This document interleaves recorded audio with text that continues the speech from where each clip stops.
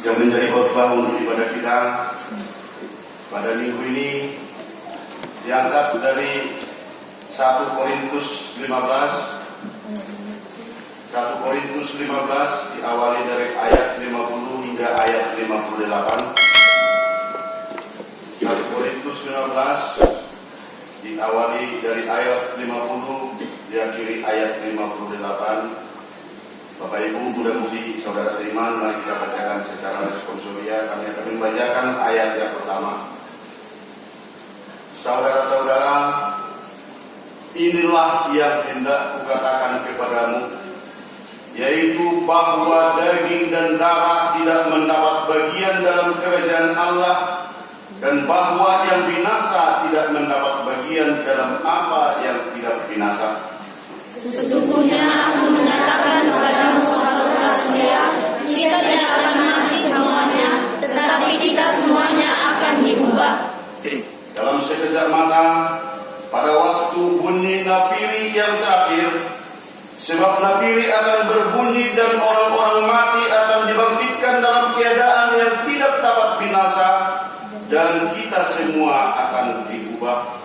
Karena yang dapat binasa ini harus mengenakan yang tidak dapat binasa, dan yang dapat mati ini harus mengenakan yang tidak dapat mati. Dan sesudah yang dapat binasa ini mengenakan yang tidak dapat binasa, dan yang dapat mati ini mengenakan yang tidak dapat mati, maka akan genaplah firman Tuhan yang tertulis, maut telah ditelan dalam kemenangan. Hai maut, di manakah kemenanganmu? Hai maut, di manakah sengatmu? Sengat maut ialah dosa, dan kuasa dosa ialah hukum Taurat. Tetapi syukur kepada Allah yang telah memberikan kepada kita kemenangan oleh Yesus Kristus Tuhan kita. Karena itu, saudara-saudaraku yang kekasih, hadirilah, berdirilah teguh, jangan goyah, dan giatlah selalu dalam pekerjaan Tuhan, sebab kamu tahu bahwa dalam persekutuan dengan Tuhan jerih payahmu tidak sia-sia. Demikian firman Tuhan, kita jadikan firman-Mu menjadi terang.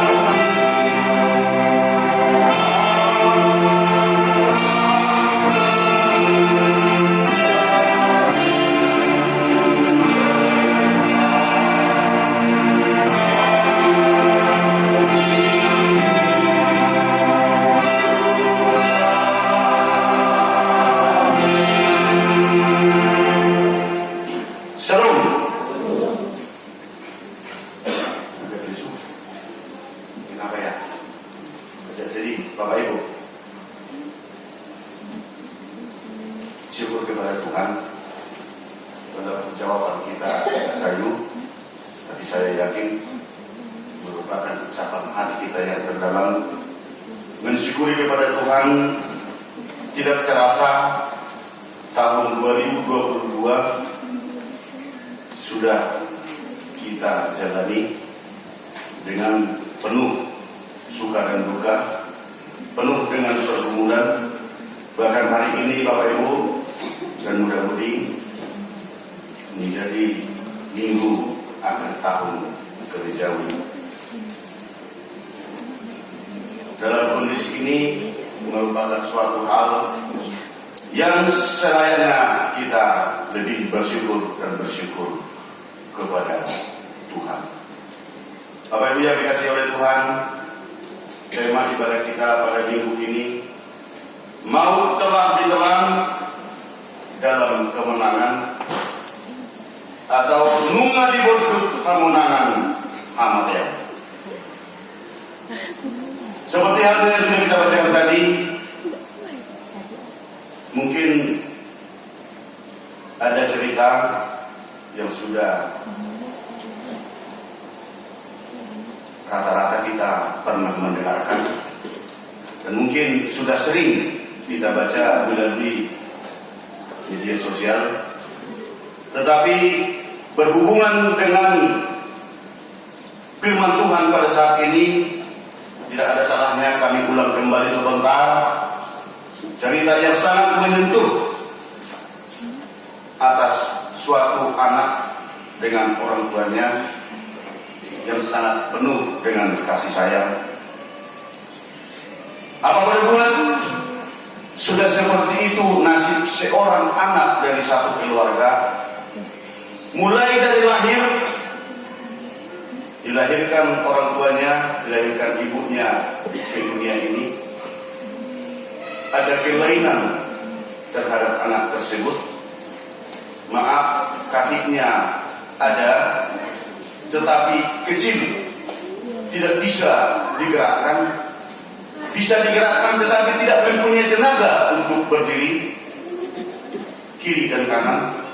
Begitu juga tangannya Bapak Ibu, tangan ini ada dan sesuai panjangnya, tetapi kecil, tidak bisa dipakai untuk melaksanakan aktivitas bagaimana layaknya tangan yang sehat.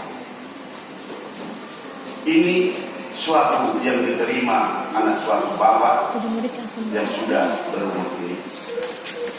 Tetapi di suatu ketika ada suatu pertandingan yang skopnya besar, mengatakan untuk memeriahkan suatu kebanggaan kita, kebutuhan untuk penghiburan dan kebutuhan untuk merayakan ulang tahun di negara kita, ada suatu pertandingan yang bisa dikatakan 3-in-1. Sekali pertandingan langsung terlaksana 3 kali kegiatan. Yang pertama sekali Bapak Ibu, langsung itu yang pertama dilaksanakan pertandingan berenang. Selesai dapat juara pertama, kedua dan ketiga, langsung yang berenang ini selesai berenang tanpa mengulur waktu, langsung pertandingan naik sepeda. Selanjutnya setelah selesai dapat pemenang yang naik sepeda, langsung dilanjutkan lagi lomba lari. Pemberitahuan ini dilaksanakan sampai beberapa bulan.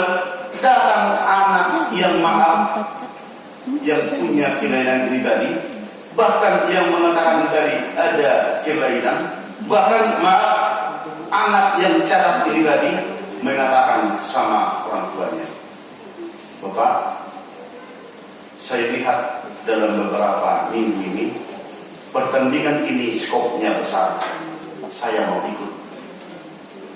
Mau ikut kemana kan? Mengikuti pertandingan itu. Karena terus diterangkan dan diberitakan melalui televisi dan melalui kabar dari teman-teman saya yang datang mampir ke rumah ini. Datang orang tuanya, nah itu adalah pertandingan untuk orang-orang dewasa. Loh, kata Bapak umur saya sudah 22 tahun. Apakah saya belum dewasa? Apakah karena saya cacat? Begitu kata si anak ini tadi, mendengarkan keinginan, bahkan pengakuan daripada anak itu tadi, orang tuanya, bapaknya merasa sedih, bahkan meneteskan air mata. Saya sangat menginginkan, Pak, saya harus mengikuti pertandingan itu apapun nanti hasilnya. Dengan semangatnya anaknya itu tadi, maka si orang tua pun menghubungi panitia-panitia pelaksana pertandingan yang 3 itu tadi. Mengutarakan, menyampaikan bagaimana kondisi sebenarnya, tetapi anaknya dan begitu semangat, optimis untuk harus ikut mengikuti pertandingan tersebut. Apa yang terjadi Bapak Ibu? Panitia pun mengizinkan bahwa si anak ini tadi untuk mengikuti pertandingan tersebut. Bahkan mereka menyediakan suatu, kalau pertandingan dalam berenang, mereka menyediakan sarana, yaitu diam-diam itu apa? Kalau di kampung dikatakan itu sudu-sudu, dibuat sudu-sudu atau perahu. Dan yang kedua, menyediakan kapasitasnya itu lereng yang bisa tempat anaknya digunting. Tiba hari pertandingan Bapak Ibu, maka pesertanya ada ratusan orang, dan si bapak menaikkan anaknya ke atas perahu tadi, ambil tadi, diikat perahu tadi, maka bapaknya pun Bapak Ibu berenang sekuat tenaga, menarik anaknya yang duduk di atas perahu itu tadi. Apa yang terjadi Bapak Ibu? Hampir setengah jam, semua orang para peserta sudah sampai di garis finish, tetapi ada satu lagi yang masih berjuang berenang, membawa anaknya yang duduk di atas perahu tadi. Itu ditunggu oleh peserta sampai di garis finish. Selanjutnya langsung menuju ke tempat pertandingan yang kedua, yaitu naik sepeda. Orang tuanya pun mengambil gendongan seperti gendongan sisena, digendong anaknya itu tadi, dan bapaknya menggoyang sepeda itu tadi dengan perjuangan. Mereka rankingnya yang terakhir sampai ke garis finish. Selanjutnya Bapak Ibu, sesudah seperti itu, tiba lagi giliran untuk perlombaan yang ketiga, yaitu lomba lari. Napas daripada bapak ini sudah betul-betul keluar semuanya, sudah begitu ngos-ngosan, tetapi melihat daripada semangat anaknya yang mempunyai kelainan itu tadi, semangat orang tuanya pun tetap terpacu, dan dia pun menaikkan anaknya ke pundaknya sambil memegang tangannya. Si orang tua pun berlari dan berlari. Hampir 2 jam Bapak Ibu, seluruh peserta sudah sampai di garis finish. Mereka berdua masih berusaha menjalani jalan itu tadi dengan keringat yang betul-betul bercucuran.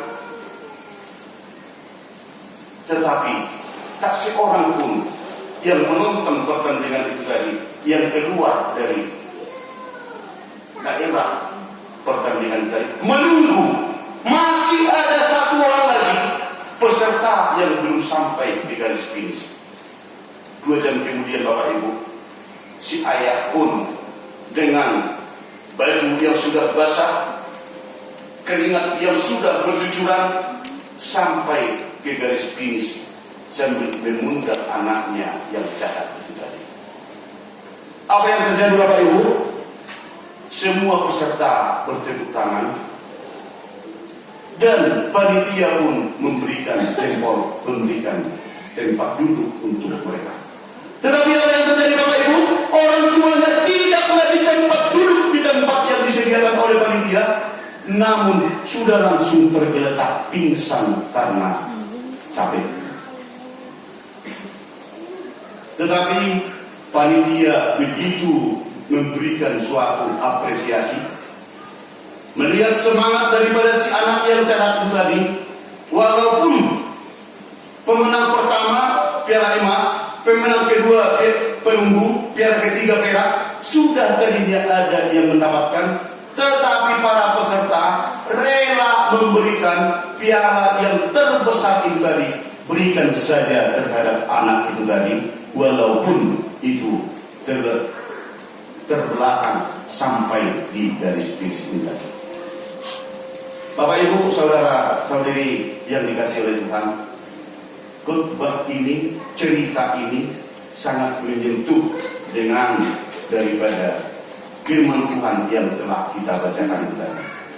Bagaimana cara sentuhan ataupun bagaimana supaya kita dapat merefleksikan khotbah yang kita bacakan itu tadi? Orang anak yang cacat itu tadi bisa dikategorikan atau bisa dicontohkan seperti kita.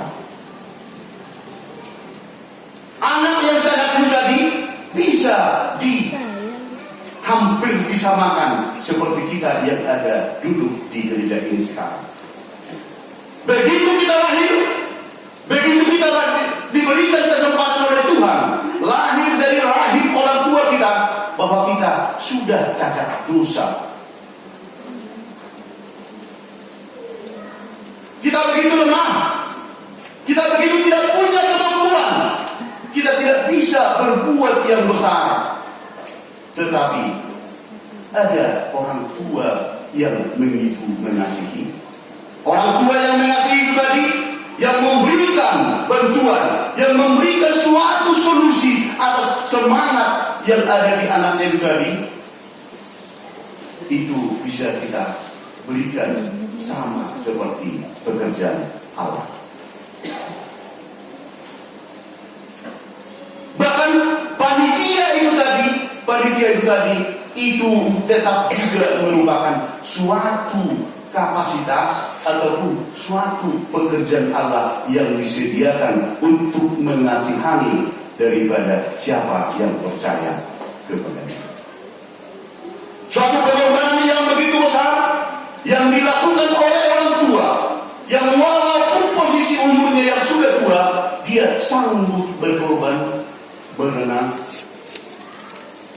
menggoyang sepeda, bahkan mengundang anaknya supaya sampai di garis finish yang dia perjuangkan, yang diinginkan oleh anaknya tadi di dalam suatu perlombaan. Seperti itulah Bapak Ibu yang dikasihi oleh Tuhan, khotbah kita saat ini, bahwa Allah telah memenangkan pertandingan, bahwa Allah telah memberikan suatu kasih anugerah terhadap kita, yaitu dengan pengorbanan yang begitu besar melalui anaknya Tuhan Yesus Kristus yang mati dan bangkit kembali untuk menebus dosa kita mati di kayu salib. Bapak Ibu yang dikasihi oleh Tuhan, kondisi ini merupakan suatu yang diuraikan oleh Apostol Paulus, di mana kondisi itu suatu hal kenyataan di dalam pemikiran, di dalam konsep, di dalam kepercayaan orang Israel yang sempat mengatakan bagaimana bisa daging kita yang sudah debu, daging kita ini, badan kita ini yang sudah debu tanah, bagaimana bisa bangkit kembali? Itu merupakan suatu pergumulan, itu menjadi suatu kenyataan yang terjadi di dalam kepercayaan orang Israel, sehingga datang Paulus menjelaskan bahwa hal itu yang diterangkan seperti yang sudah kita bacakan tadi. Saudara-saudara, inilah yang hendak kukatakan kepadamu, yaitu bahwa daging dan darah tidak mendapat bagian dalam kerajaan Allah, dan bahwa yang binasa tidak mendapat daging dalam apa yang tidak binasa. Kalau memakai pikiran kita, seperti kata kami orang Jambi, entah ya udah tidak bisa bangkit lagi. Orang latana kalau seperti itu, kalau kata kami orang Jambi, latana kalau bagaimana bangkit lagi? Entah ya udah tidak, kan begitu banyak. Seperti itulah kata-kata daripada orang Israel tadinya di kala itu. Maka datang Apostol Paulus mengatakan dan membuatkan suatu penjelasan seperti sebelum ayat ini tadi, di ayat 30 ada dikatakan tadi. Ada dikatakan sebelum ayat 50, di ayat ke belakang ada dikatakan itu tadi. Contoh, kalau kita menanam timun, apakah yang kita tanam itu tadi berminyak? Benar. Bahwa maka lahir kembali bukan batu yang bertambah batu. Coba kita bayangkan sekarang bagaimana batang timun. Begitu juga jagung. Kita tanam satu biji jagung, yang tumbuh bukan biji jagung yang besar, tetapi pohon jagung yang tumbuh. Seperti itulah diterangkan terhadap orang Israel menyikapi penilaian, menyikapi daripada pemikiran orang-orang Israel yang menyatakan bagaimana bisa orang yang mati bangkit kembali. Sesungguhnya aku menyatakan kepadamu suatu rahasia, kita tidak akan mati semuanya, tetapi kita semuanya akan diubah. Artinya Bapak Ibu, kepercayaan ataupun keyakinan orang Islam tadi adalah kepercayaan atau keyakinan yang keliru, yang mengatakan tidak mungkin ada hari kebangkitan kembali. Bagaimana mungkin bahwa semua orang yang mati tadi di hari terakhir bangkit lagi? Semua yang bangkit itu seperti halnya pekerjaan Allah yang mengorbankan anak tunggalnya Yesus Kristus, bahwa kita lihat dan kita yakini mati, dikuburkan dan bangkit pada hari yang ketiga. Kita lihat di dalam kesaksian dan di buku kita. Bapak Ibu yang dikasih Tuhan, itu penjelasan yang diuraikan oleh Paulus. Dalam sekejap mata, pada waktu bunyi nabili yang terakhir, sebab nabili akan berbunyi dan orang-orang mati akan dibangkitkan dalam keadaan yang tidak dapat binasa, dan kita semuanya akan diubah. Bapak Ibu yang dikasih oleh Tuhan, ada beberapa poin dari uraian itu tadi. Begitu diperjelas Paulus bahwa bukan badan yang kemarin itu yang dikubur itu benar. Syaitan mudah memulak mau tano. Las ido naga penafsiran mana pemikiran orang-orang Israel dulu, itu yang diperjelas oleh apostol Paulus. Itu yang diperjelas, karena yang dapat binasa ini harus mengenakan yang tidak dapat binasa, yang dapat mati ini harus mengenakan yang tidak dapat mati. Kalau memakai otak sehat, pikiran sehat, bahwa ini kapasitas ataupun pekerjaan Allah begitu sulit untuk ditafsirkan, begitu sulit untuk diterima, tetapi kenyataan ini adalah proses ini mengenakan yang tidak dapat binasa, dan yang dapat mati ini mengenakan yang tidak dapat mati, maka akan genaplah firman Tuhan yang tertulis, maut telah ditelan dalam kemenangan. Maut telah ditelan oleh kemenangan. Suatu yang merupakan kebanggaan terhadap kita yang mempercaya kepada Allah, yang percaya terhadap Yesus Kristus, bahwa kemenangan itu terhadap orang-orang yang mempercayainya telah dibuatkan oleh Allah melalui pengorbanan anaknya Tuhan Yesus Kristus. Maka dikatakan, hai maut, di manakah kemenanganmu? Hai maut, di manakah sengatmu? Sengat maut ialah dosa, dan kuasa dosa ialah hukum Taurat.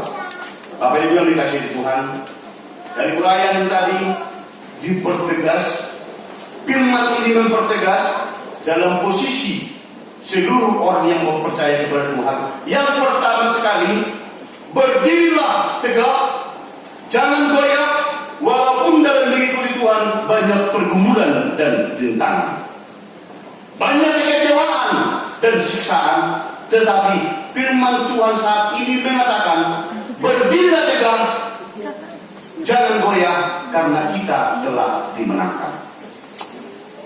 Bagaimanapun kondisi, bahkan apapun yang terjadi, yang kita jalani dalam kehidupan ini, dengan keyakinan dan kepercayaan kita kepada Tuhan, firman ini mengatakan, berdirilah tegak dan kokoh, ikutilah suara hatimu, bahwa pekerjaanmu tidak ada yang sia-sia untuk mengikut Tuhan. Yang kedua, firman Tuhan ini berkata bahwa jerih payah di dalam kebaikan sesuai yang dikehendaki oleh Tuhan. Tidak ada yang sia-sia. Dengan tegas, apapun kendala, apapun kondisi, bagaimanapun cobaan, bagaimanapun kesulitan, bagaimanapun pergumulan, tetaplah berdiri kokoh, maka percaya, meyakini apa kepercayaan kita kepada Tuhan yang telah lama kita percaya. Terlebih Bapak Ibu, pada minggu ini adalah minggu akhir tahun gereja, mana ujung tahun gereja, mengingat minggu ini diberikan kesempatan kepada kita untuk mengenang, mengingat saudara-saudara kita, keluarga kita yang sudah duluan meninggal dunia, yang dekat dengan yang jauh. Banyak penafsiran, banyak pendapat bahwa tidak ada lagi hubungan orang yang hidup dan yang mati. Banyak yang mengatakan tidak penting lagi berdua terhadap orang yang mati. Banyak yang mengatakan bahwa tidak ada lagi sangkut paut kita dengan orang yang sudah meninggal. Tetapi saat ini diberikan kesempatan kepada kita Bapak Ibu yang dikasihi Tuhan, kita untuk mengenang keluarga kita. Apakah itu bapak kita, apakah itu ibu kita, apakah itu saudara kita, apakah itu tetangga kita, atau leluhur kita dimanapun tadinya kita berpisah dengan mereka. Dengan keyakinan penuh, dengan kepercayaan kita, meneguhkan iman kita bahwa firman ini menyuruh kita mengingat dengan harapan bahwa kita akan bertemu nantinya di dalam kemenangan yang disediakan oleh Tuhan.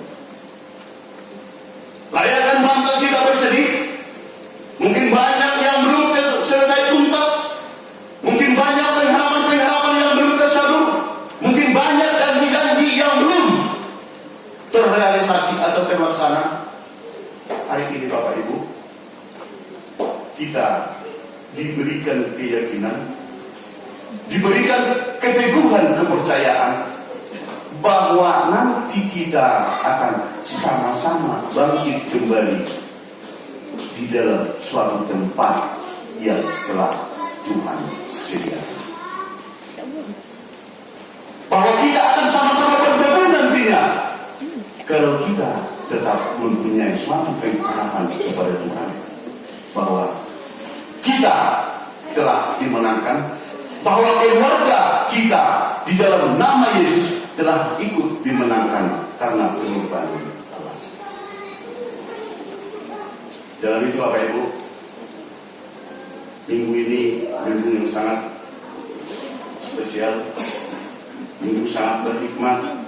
Kita panjatkan doa kepada Tuhan agar seluruh keluarga kita yang sudah duluan mendahului kita akan bertemu, kita akan berjumpa di dalam kemenangan yang sudah diberikan Tuhan kepada kita. Karena kita percaya dan yakin, maka kita akan ikut menang. Karena minggu kita adalah hari ini minggu pariatif, minggu akhir tahun gerejawi. Untuk menutup khotbah minggu ini, di situ di tata ibadah kita ada lembaran kecil buku MD nomor 347. Mari kita nyanyikan dengan penuh perasaan, merupakan suatu doa kita kepada Tuhan terhadap seluruh keluarga kita yang sudah duluan mendahului kita, duluan meninggal dunia secara badani, dan pengharapan kita akan bertemu nantinya di surga yang disediakan Tuhan yang mengasihi kita, yaitu kehidupan yang kekal. Mari kita lihat.